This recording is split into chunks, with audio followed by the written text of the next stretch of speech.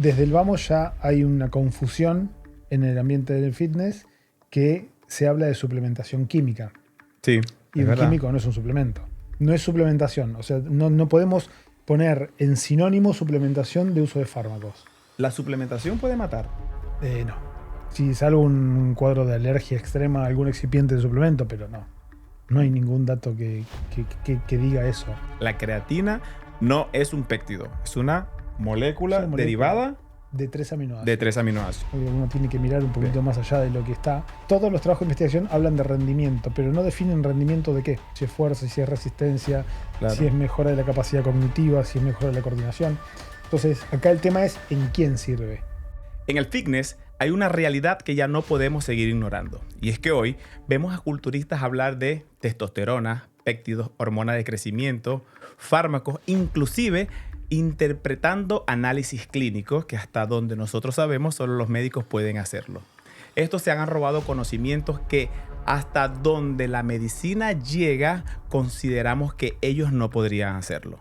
Por eso hoy en este programa vamos a hablar con el doctor Gustavo Esteban, pero me voy a detener. Quiero decirles exactamente quién es él. El doctor Gustavo Esteban es médico especializado en medicina del deporte, autor del libro Objetivo Músculo, Mecanismos para el Desarrollo Muscular, Nutrición y Suplementación. Tiene un posgrado en Nutrición, Suplementación y Farmacología Deportiva en la Universidad de Barcelona. Graduado en el Curso Superior de Suplementación Deportiva. Es médico fisiólogo, deportólogo en fútbol del Club Atlético de Boca Juniors y además es docente certificado en la Universidad de Tucumán, asesor en suplementación deportiva de deportistas olímpicos. Así arrancamos hoy en Detrás del Espejo.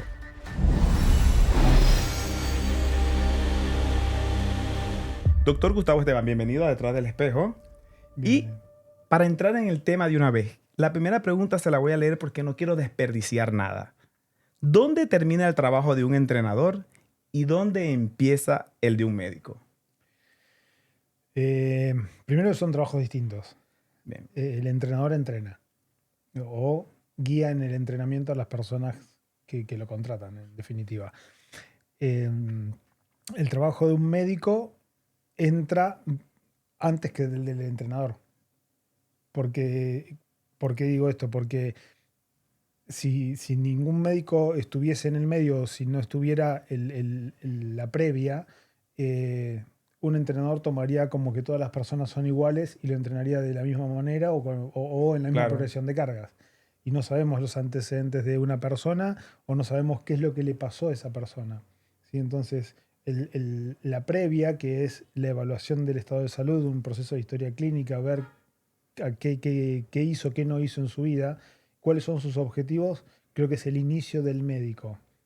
Después ese médico tendrá que actuar en relación permanente con el entrenador para que el entrenador guíe todo el proceso de entrenamiento dependiendo del objetivo que la persona le plantea y el médico tendrá a cargo los controles pertinentes para todo el proceso. O sea que podemos decir que hay entrenadores, o mejor dicho, le hago la pregunta, ¿hay entrenadores capacitados o hay entrenadores que están jugando a ser médicos? Hay entrenadores que saben trabajar con médicos. Bien. Y hay entrenadores que no. Hay entrenadores que creen que pueden hacer todo. Como por ejemplo. Sin nombre, es decir, el poder hacer todo es poder creer que porque le pidieron un laboratorio entendieron toda la estructura metabólica de la persona, o hormonal o lo que fuera. Creer que porque tiene un dolor lumbar no tiene ninguna patología y por eso lo entrenan directamente a expensas del dolor lumbar. No contemplan una patología en el entrenamiento. Entonces muchas veces eso va en detrimento del mismo entrenamiento. ¿Sí? Entonces ahí es cuando no se sabe trabajar en conjunto con. Claro. La historia pasa por, desde el punto de vista de lo que yo creo por lo menos, desde el trabajo interdisciplinario. No se puede trabajar uno como única herramienta, ¿sí? Porque yo no tengo los conocimientos de la planificación, en el seguimiento, o sí los tengo, pero no me dedico, entonces no es tan específico como un entrenador. Claro. Entonces, acá la cuestión pasa por tener el ida y vuelta entre las 2 partes, 3 partes o el equipo de trabajo que tenga la persona. Claro. Sin llegar tan directamente a la parte de la farmacología. Esto es siempre una pregunta que yo me he hecho como entrenador. Yo soy entrenador. El entrenador, por lo general en mi experiencia, conoce muchísimo sobre todo lo que tiene que ver con suplementación. Siento que es su Sí. campo, siento que es algo que manejas muy bien. Entrenadores con más de 20 años de experiencia a veces arroban un conocimiento farmacológico que pareciera que saben más que un médico en este punto. ¿Eso es una realidad o sencillamente saben la parte estética que genera un fármaco? Primero que desde el vamos, más allá de lo que después expliquemos, desde el vamos ya hay una confusión en el ambiente del fitness que se habla de suplementación química. Sí, Y es un verdad, químico no es un suplemento. es verdad. Es el uso de un fármaco con un objetivo determinado. Es decir, vamos a otra patología. Yo tengo hipertensión arterial. No me suplemento con telmisartán para bajar la presión arterial. Claro, Tengo que bajarla. claro. Entonces tengo que acudir a un fármaco para. No es suplementación. O sea, no podemos poner en sinónimo suplementación de uso de fármacos. Muy bien. ¿Sí? Entonces, la suplementación tiene que ver con estructuras que el cuerpo produce, que el cuerpo necesita, que pueden venir de los macronutrientes, que pueden ser micronutrientes, Bien. que ayudan a potenciar diferentes efectos fisiológicos en la estructura del entrenamiento. Eso es la suplementación nutricional. El uso Sí. de fármacos lo definimos como uso de fármacos. Muy bien. Ahora una pregunta. ¿La suplementación puede matar? ¿Un suplemento puede matar a alguien? Porque encontramos gente que dice, no, yo no tomo suplemento, nada, porque todo es natural. ¿Un suplemento puede matar? No. Si salvo un cuadro de alergia extrema a algún excipiente de suplemento, pero no. No hay ningún dato que diga eso. A propósito de que estamos hoy día con una fuerte... hay demasiado exceso de información sobre la creatina. Sí. Estamos viendo que el doctor acaba de lanzar su nuevo libro, segundo ¿no? libro, sí. Segundo libro. El objetivo de la creatina. ¿Por qué es tan popular la creatina? Porque se le encontraron beneficios desde el aspecto médico, más allá de los... O sea, la creatina, imagínate que se la conoce desde 1832. Bien. Desde esa data viene.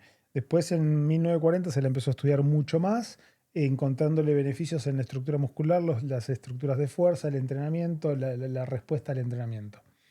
Se siguió estudiando hasta que en los años 90, en los Juegos Olímpicos, se empezó a utilizar mucho más organizadamente en deportistas de fuerza, viendo resultados en esa variable. Y desde ahí empezó a extenderse Bien. digamos, el conocimiento científico para ver hasta dónde llegaba la creatina. Se la vinculó siempre sistemáticamente a los entrenamientos de fuerza, de alta intensidad, de corta duración, y ahí quedaba, y ahí queda. Bien. Desde el ámbito del entrenamiento en general, desde el ámbito médico en general, se usaba para eso y punto. Pero en el transcurso de los años también el seguir en el proceso de la investigación científica, se empezaron a notar cambios o mejores resultados y beneficios en el uso del sistema nervioso central, incluso en la fertilidad, en un montón de funciones celulares. ¿Por qué? Porque la creatina actúa básicamente como productora de ATP. Bien. El ATP es la molécula necesaria para vivir. Sin ATP no podemos llevar a cabo ninguna función celular. ¿Sí? Entonces, esa molécula, esa creatina, ATP está en todo el cuerpo. Después hay sistemas u órganos que lo utilizan más o menos. Ahora, antes de profundizar un poquito de la creatina, ¿es un péptido o no es un péptido? No es un péptido, es un aminoácido, es una molécula nitrogenada que se sintetiza a partir de 3 aminoácidos. Bien. ¿Sí? Y es en una participación multiorgánica, es decir, la formación es arginina, glicina y metionina. Esos son los 3 aminoácidos que participan en la síntesis. No se pegan esos 3 aminoácidos. Lo Bien. que pasa es una participación multiorgánica donde empieza en el riñón la formación, ¿sí? Se juntan 2 aminoácidos que son la arginina y glicina, forman un compuesto que en el hígado después ese compuesto sufre un proceso que se llama metilación Bien. y forma la creatina. Entonces no es un péptido, es una molécula derivada de 3 aminoácidos. Bien. Entonces, la creatina no es un péptido, es una molécula derivada de 3 aminoácidos. De 3 aminoácidos. Así, esta duda la tuvimos por mucho tiempo, porque se hizo muy viral una información donde decían que era un péptido, entonces considerábamos que sí. Yo hasta, como no soy médico, no soy nutricionista, yo dije, bueno, si este médico dice que es un péptido, yo sé que es un péptido. No es un No es péptido. un El péptido es la péptido. unión de los aminoácidos. Esto es, es la utilización de aminoácidos para formar la molécula. Bien. Hablando en este campo, la suplementación es necesaria Sí, porque vamos a entrar, vamos a entrar en un campo donde yo como entrenador, cuando recibo personas que son renuentes a cualquier tipo de suplementación deportiva, dicen, yo quiero todo natural. La suplementación es natural y cuando hablamos de natural me refiero a que no es un fármaco. claro. Es que lo que es la primera división que hicimos. Bien, Suplementación no puedo hablar de fármacos. Hablo de creatina, hablo de proteínas, hablo de glutamina, de betalanina, de cafeína, bien, de hidratos de carbono, de aminoácidos bien, ramificados, de coenzima Q. Todo eso es parte de un proceso de suplementación. bien. Y los aminoácidos son importantes. Ejemplo, los BCAA. ¿Son necesarios? ¿Los necesitamos? ¿No los necesitamos? A ver, por clasificación Sí, internacional, que es el Instituto Australiano del Deporte quien clasifica, no serían tan importantes. Lo que pasa que hay un sesgo en todo, siempre. Uno tiene que mirar un bien, poquito más allá de lo que está, en donde todos los trabajos de investigación hablan de rendimiento, pero no definen rendimiento de qué. bien, Entonces, esa clasificación está basada en un rendimiento, pero no define qué tipo de rendimiento, si es fuerza, si es resistencia, si es claro, mejora de la capacidad cognitiva, si es mejora de la coordinación. Entonces, eh, acá el tema es en quién sirve. ¿Sirve? claro, ¿Sirve? Sí sirve porque el cuerpo lo produce y lo claro. necesita. Es aminoácido esencial, el cuerpo no lo produce, entonces lo necesita. Bien. Entonces sirve. ¿Cómo lo aplico? Eso ya depende de la persona. Pero con tanta suplementación deportiva, Ujú. hemos visto en redes sociales y en muchas personas que hablan de esto, el no rotundo a la suplementación.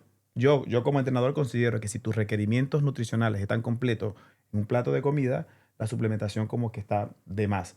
Pero cuando tú estás entrenando de verdad y te estás gastando, tienes un nivel de exigencia bastante avanzado, creo que la suplementación es importante. Yo ahí no te corrijo, pero te agrego eh, que eso es relativo, de que no sea importante en una persona que no entrena. Porque hay que primero cuantificar su alimentación y si su Claro, alimentación es completa o no.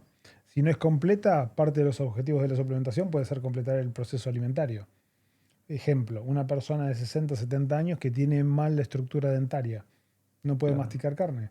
claro. Entonces, si le haces el conteo final de la cantidad de proteínas que ingiere esa persona y probablemente esté en menos de 1,2 gramos, entonces desarrollo de masa muscular no va a existir en esa persona. Es muy bien. No lo había notado. Muy bien, muy bien. ¿Y qué suplementos son dentro de estos suplementos populares? ¿Cuál considera, a propósito de la creatina, Sí, sí, la dos creatina más que sean importantes en el mundo del entrenamiento? es que son más de dos, Muy para mi bien. criterio por lo menos.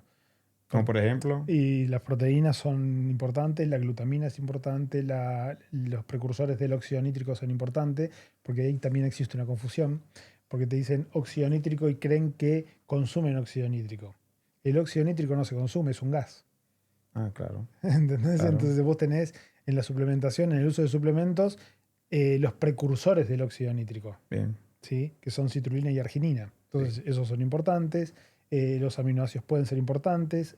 El HMB es un suplemento que hoy también es importante y yo particularmente tengo casuística de uso en personas de más de 60 con bien. creatina y HMB con beneficios en la respuesta antropométrica. O sea que la suplementación, para que quede claro, es necesaria sí y solo sí, dependiendo de la individualidad de cada persona. Todo es individual, sí, exacto. ¿Y cuál es el no rotundo de la suplementación del doctor Gustavo? ¿Cuál es el, No, digo, no? no existe un no en Mira, eso. Es según la persona. entonces, ¿por qué está esa constante dicotomía entre algunos profesionales de la medicina y otros que cuando hablan de suplementación pareciera que quisieran demonizar también a los suplementos? Lo que pasa es que, por eso yo hago hincapié en la fisiología muscular. ¿Qué es lo que le pasa al músculo? ¿Sí? En el momento del entrenamiento. O sea, hoy, o sea, la gran división está en que el discurso de la estructura anabólica de 18 horas post esfuerzo está, que eso está bien. No digo, no estoy en contra de que no haya un entorno anabólico durante tanto tiempo. Lo que no se entiende bien es la ventana anabólica. La ventana anabólica es el momento en donde el cuerpo está mucho más sensible a la recepción de cosas. Bien. ¿Sí? Vamos. Habíamos escuchado el umbral de leucina. Lo escuché. Sí, pero eso es la necesidad de leucina para estimular la vía anabólica. Bien. ¿sí? Pero el tema pasa porque en el esfuerzo de alta intensidad hay cambios hormonales, Bien, hay cambios metabólicos. Es decir, por ejemplo, ¿cuánto dura una contracción muscular? Si vamos a yo siempre lo pregunto y la respuesta no está. claro. Es voluntaria, entonces dura lo que yo quiero que dure. Bien, Salvo que entres en fatiga muscular en tetania, que por una cuestión de fatiga se tenga que terminar. claro. Pero mientras haya calcio adentro del músculo, hay contracción. Bien, Cuando el calcio se claro. libera, vuelve al retículo sarcoplasmático, hay reposo. Ese es el Bien, ciclo contracción-relajación.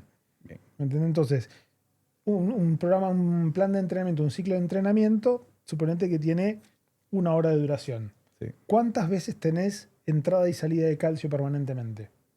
Muchas. bien, ¿Sí? Entonces, esas salidas de calcio, cuando son masivas, cuando la intensidad así lo necesita, forman una vía alternativa que se llama vía de la calcineurina, que está en el otro libro. bien, La vía de la calcineurina forma complejos calcio-calmodulina que dependen de la liberación de calcio. bien, Y eso estimula factores de crecimiento que actúan a nivel del ADN para la síntesis de proteínas musculares. bien. Importante en Ahora, el entrenamiento, obvio. claro, pero ¿qué pasa? ¿Cuánto dura ese proceso? La liberación de calcio, la formación de esos complejos. Dura lo que dura la contracción muscular. Entonces, Un poco. eso es muy poco. ¿Cuánto dura el estímulo de la vía emetor, que es un estímulo anabólico? Así como que está muy estimulado. Dura poco. Posterior al esfuerzo de alta intensidad, cuando ese esfuerzo está bien Bien, programado, hay una respuesta hormonal. La respuesta hormonal genera un pico de hormona de crecimiento, de testosterona, claro, de claro. distintas hormonas que en el tiempo no duran más de 1 hora. Muy Tenemos un bien. pico a los 30, 40 minutos, después baja. Entonces, esa sensibilidad no la podemos utilizar con un alimento. ¿Por qué? Porque fisiológicamente lo que pasa en el esfuerzo de alta intensidad es una redistribución del flujo sanguíneo. Claro, Tracto digestivo no tiene sangre, porque va al músculo. El sistema renal no tiene sangre porque va al músculo. claro, Entonces, si yo termino de entrenar, tengo adrenalina alta, no tengo hambre. claro. Entonces, ¿qué pasa?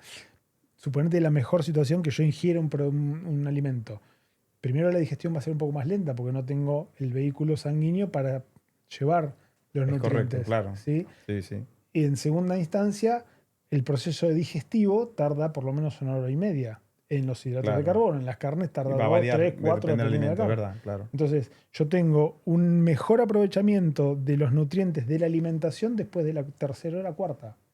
Mientras que el suplemento a los 40 minutos lo tengo disponible en O sea, sangre. clarísimo. Comer y salir a entrenar es incorrecto.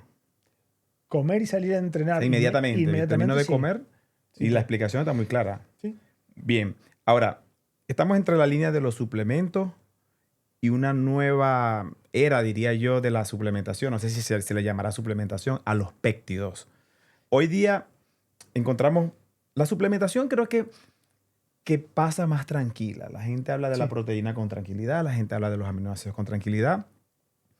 Pero cuando nosotros decimos esteroides, testosterona, hormona, de una vez muerte, infarto, ¿el péptido se ve de la misma manera? ¿Un No, péptido causa la muerte? no necesariamente. El péptido tiene. Imagínate que el péptido habitualmente está formulado por aminoácidos que lo que tienen dentro de lo que es la organización química es un vehículo para llegar al lugar de señalización. Bien, ¿Sí? claro. Entonces, es algo que el cuerpo produce, pero con un vehículo. ¿Sí? Bien, Entonces, llega al lugar donde uno busca que actúe. ¿Sí? Este, analogías con la farmacología tienen, porque sí. están hechos de manera química esos transportadores, esos carriers que tienen. Está bien, ¿Sí? pero Pero no es un fármaco. no es un fármaco. No, en Si yo principio hablo no. de péptido, estoy hablando de... No estoy hablando de un fármaco. En principio no, porque no modifica una estructura patológica. Es decir, la patología que es, por definición, la pérdida de la actividad fisiológica de algo, o el mantenimiento de una fisiología correcta. Bien, Cuando se altera un proceso fisiológico, aparece una patología. Yo con un péptido lo que busco es maximizar procesos fisiológicos. En definitiva, son bien. estimulantes de procesos fisiológicos. El tema es cuándo lo uso, cómo lo uso y con quién lo uso. Porque se ponen de moda Están de moda, ¿verdad? sin entender para dónde van y todos quieren uno. ¿Y el objetivo de uno cuál es? Y y entre la testosterona Ujú. y los péptidos que están emulando el resultado de una testosterona o de un fármaco. Sí, no todos. Bien, pero vamos a entrar en los que vieron se está haciendo muy popular en los Sí, gimnasios, como que yo uso péptidos, yo no uso esteroides. sí. ¿Cuál es, dónde comienza la peligrosidad de cada uno? La peligrosidad de los péptidos está en que todavía no están totalmente estudiados. Bien. Por más que estén aprobados, no tenemos efectos a largo plazo a ver qué pasa. Pues son de salida reciente. Si bien tenés algunos péptidos aprobados por FDA y ANMAT, todavía están en un limbo de investigación. ¿Sí?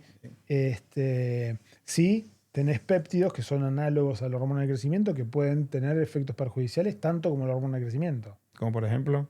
Ejemplo es, y esto es parte de lo que dijiste al principio de la analítica, de cómo interpretar una analítica. Claro, muy bien, Si claro. yo te pido una analítica y vos tenés como objetivo tomar hormona de crecimiento y no te pido marcadores tumorales, Muy bien, van a crecer esos tumores. ese tumor con hormona de crecimiento crece. Entonces, si yo no me aseguro de que vos tenés un marcador tumoral bajo, que está normal, que no tenés antecedentes, y eso es parte de la previa, ¿entendés? Entonces, si yo no tengo una historia clínica, los antecedentes, el hecho de ver si la persona tiene alguna alteración en alguno de estos marcadores tumorales, y te doy hormona de crecimiento, yo iatrogénicamente te puedo estar estimulando un tumor. Importantísimo. O sea que en el fallo, el punto más de quiebre que tiene, ojo, quiero contextualizar.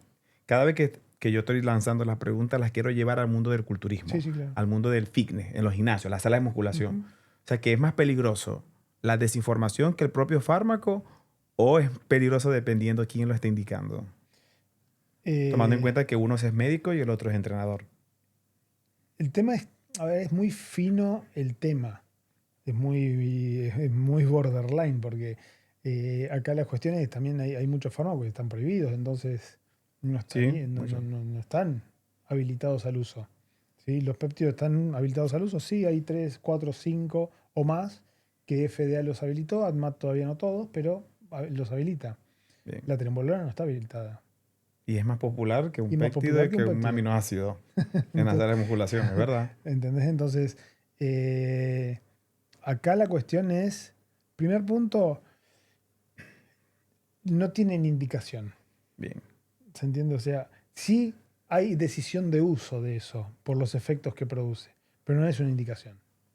O sea que y la trembolona es, Es un fármaco, es un esteroide anabólico que se usa en equinos. o sea que es veterinario. Claro, No lo sabía, eso sí no lo sabía. es de uso veterinario. Y una vez escuché una conversación donde decían que usar esteroides veterinarios no pasa nada porque, porque al fin y al cabo va a dar el mismo resultado. Luego yo le pregunté a un médico y él me dijo, imagínate vos, Ronald, que ese fármaco se creó para la fisiología de un animal. Sí. ¿Qué crees vos que le puede pasar a un ser humano?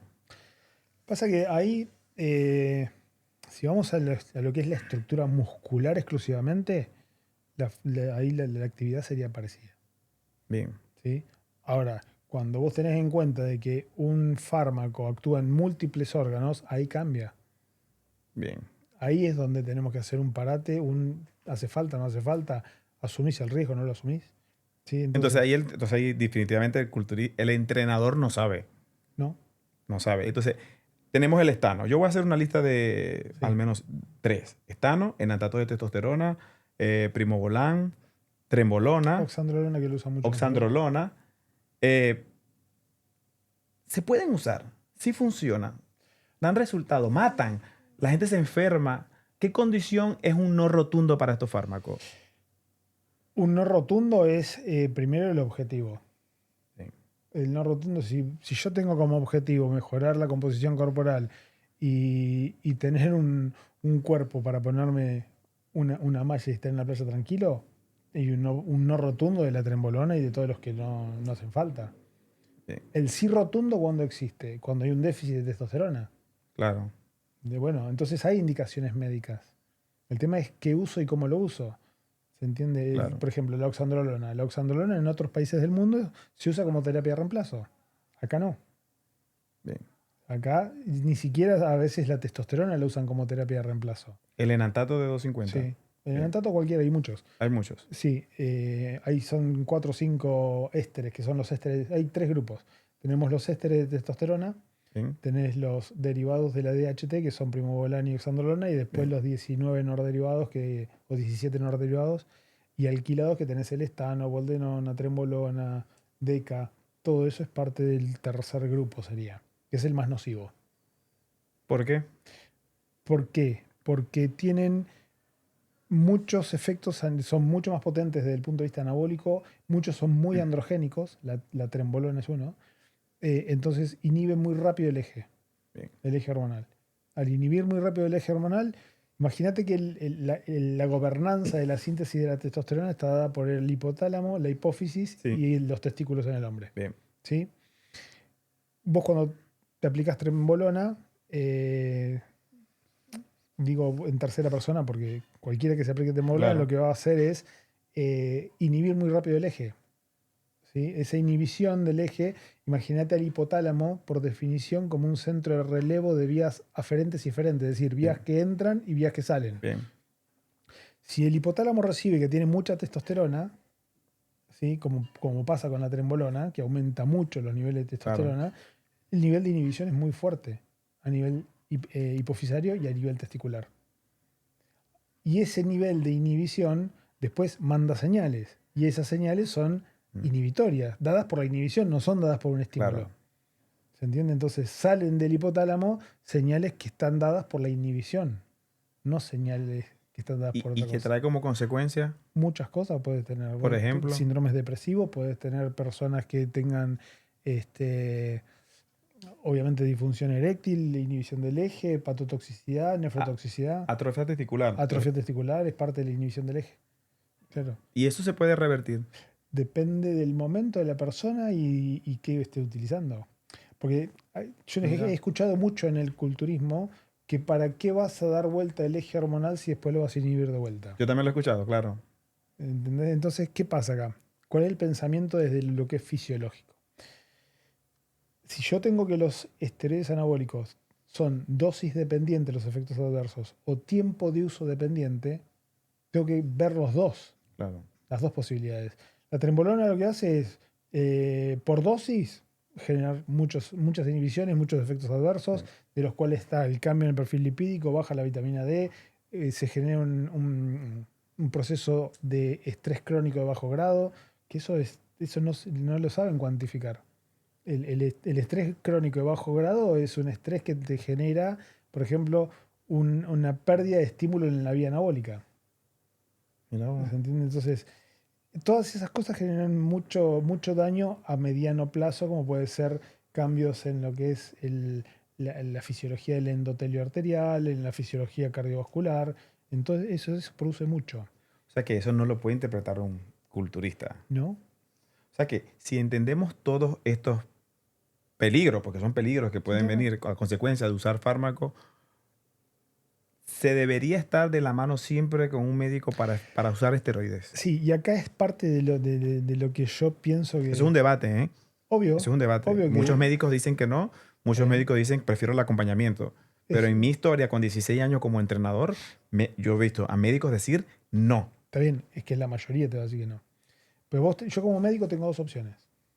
O te acompaño o te digo que no. Claro, Bien, si yo te digo que no, vos lo vas a hacer igual. es correcto, es verdad. Porque Es verdad. tomaste la decisión y no te importa si tenés hijos, si no tenés hijos, si tenés pareja o no tenés pareja, vos tomaste la decisión de competir y lo vas a hacer. ¿Sí? Entonces, como médico te digo que no, lo haces igual, sin control. Claro, Ahora, si vos tenés el acompañamiento implica el monitoreo. Si yo tengo el monitoreo, empiezo a detectar cuestiones que van en contra de tu salud. claro, Entonces, desde el te acompaño, estoy ejerciendo mucho más la medicina que el decir no. claro. ¿Por qué? Porque si yo hago que, que tu posibilidad de efectos adversos, producto de un monitoreo y un seguimiento diferente, te baje en un 60%, 70, 80, la posibilidad de aparición de algún efecto adverso, o la minimicemos, es actuar mucho más en salud que decirte que no. Claro, y es verdad. Eso es punto uno. Bien, Punto dos, debate ético. O sea, la medicina ve bien el cambio de sexo. es verdad. Un hombre puede ser mujer, operan, le ponen las mamas, le cortan el miembro, le dan estrógenos, termina siendo mujer. Una mujer termina siendo hombre, le dan testosterona, lo Es controlan verdad. y está bien visto. ¿Por qué un culturista está mal visto? Entonces sería una falla directa o un abandono de la propia medicina para este campo. Yo no sé si es un abandono, son decisiones del profesional de seguir o no. Por eso te digo, yo prefiero seguir y acompañar a decir que no. Porque entiendo otras cuestiones. Es decir, esto es como decirle que yo te diga que no, eh, porque solamente vea las dos partes de las cuestiones sexuales nada más, sin entender el culturismo. eh, entonces, desde el punto de vista médico, ¿por qué permiten que un testigo de Jehová no reciba sangre de otra persona? Claro. Eso- Y se llegan a morir por no recibir la ayuda. pero Claro. es así. Entonces la decisión la tiene la persona. No la tengo yo. ¿Yo acompaño o no acompaño? Muy bien. ¿Y se puede hablar de fármacos de forma responsable? Los fármacos de forma responsable son el uso de fármacos con indicación médica. Es la única forma. Bien. Y si nosotros vemos en redes sociales a entrenadores hablando de fármaco y parece ser responsable cuando finalizan la frase diciendo yo lo hago, pero no le estoy diciendo a ustedes que lo hagan. Eso sí es responsable. Sí. A pesar de que ellos lo estén haciendo y que el mensaje que están O enviando sea, es, esto es yo lo hice. haz lo que digo y no lo que hago. Claro. ¿Me entendés? O sea, ¿usted piensa que en el mundo del culturismo de verdad hay un vacío muy grande con respecto a la farmacología, A la medicina. a la medicina como tal? Sí, porque pienso que... Porque la farmacología está bien, ya está sabida. Un culturista quizás sabe más de los efectos a nivel muscular que uno mismo. Claro, es verdad. Pero no sabe de la interacción farmacológica que puede haber. Porque hay muchas cosas que se dan por las dudas como protocolo. ¿Me entendés? Sin síntomas. Por ejemplo, te dan un antiestrógeno sin cuantificar los estrógenos. Sí, te duele, mira, me duele un poquitico aquí, tómate esto. Sí, pero ahí tenés que cuantificar. ¿Está alto? ¿Está bajo? Bien. Y un médico podría acompañar a una persona enferma a nivel psicológico por el estímulo en el pasado de los esteroides para que vuelva a retomar la terapia. Debería hacerlo. Para que retome la terapia psicológica, ¿estamos hablando? Lo que le generó el esteroide. Sí, claro. Es verdad que los esteroides generan adicción. Sí, sí, claro. ¿Sí? A ver, no es que es adictiva desde el punto de vista comparable a un opioide, comparable a cualquier otro psicofármaco, por ejemplo. ¿Sí? La adicción que genera es porque vos, cuando cualquier persona que utilizó un esteroide, lo que ve es que en el momento del uso se siente invencible en todo. Y que los cambios vienen y que está mejor y que tiene más concentración y que la masa muscular le Sí, crece. O sea, todo lo que por lo cual se usa el fármaco les pasa. Pero no ven el resto. claro. El resto hay que monitorearlo, hay que verlo. ¿Me entendés? Y muchos culturistas terminan prefiriendo no pagar la consulta para consumir un fármaco Es verdad. determinado que controlar su salud. Y para ir llegando como al final de todo ese tema de la farmacología, a mayor cantidad de fármacos, mayor resultado. No. Porque vieron que en el culturismo, un ejemplo, se colocan en un mismo día hasta 3 y 4 Sí, hay fármacos. muchísimos. Eso es científicamente hablando, del lado de la ciencia. ¿Es correcto? ¿No es No, correcto? ¿No no, no es existe? ¿Lo correcto. No, inventaron ellos? no, porque vos tenés un efecto terapéutico de la medicación que está dado a una concentración estable. Claro. O sea, no vas a tener más efecto porque los receptores a nivel nuclear, o el ingreso de la función del anabólico a nivel nuclear no va a ser más porque tenés más. Bien, Incluso lo que vos vas haciendo, cuanto más cantidad de fármacos se utilice y más dosis tenga, es mayor acumulación del fármaco. bien. Entonces los efectos potencialmente adversos Adversos. se potencian más. O sea, mezclar 4 o hasta 5 fármacos no existe científicamente hablando. Es que no hay ciencia atrás de esto porque no se estudió. Claro. ¿Me entendés? O sea, yo no puedo decir científicamente no, no. Desde el punto de vista del uso de otros fármacos, la dosis es terapéutica. Bien. Después la alimentación hace muchísimo en Yo ese pienso que sentido. sin alimentación, cualquier ciclo anabólico es agua que entra a tu cuerpo. Vas a hacer recibir más efectos adversos, es una idea Sí, sí, es personal, así. más efectos adversos que resultados propios del fármaco. Sí, es así. Bien. Y el TRT, TRT, ¿es suavizar los esteroides o realmente hay una terapia clínica? no, no, es terapia clínica. Bien. La Y terapia consiste en... Lo que pasa es que hay que diferenciar lo que es el TRT. Porque en el culturismo también se cree que TRT es 250 miligramos de testosterona semanal. Y eso ya no es TRT. O sea, la terapia de reemplazo con testosterona es cuando falta testosterona. Claro. Bien, todos cuantificamos en rangos. ¿Sí? El rango de la testosterona aproximadamente va de 2.4 a 9.4 nanogramos por decilitro. Claro. ¿Sí? La TRT implica que la testosterona que vayamos a usar tiene que estar en ese rango. Eso es terapia de reemplazo, cuando es fisiológica. Cuando está por arriba del rango máximo ya no es más terapia de reemplazo. ¿Por qué? Porque se produce inhibición en el eje.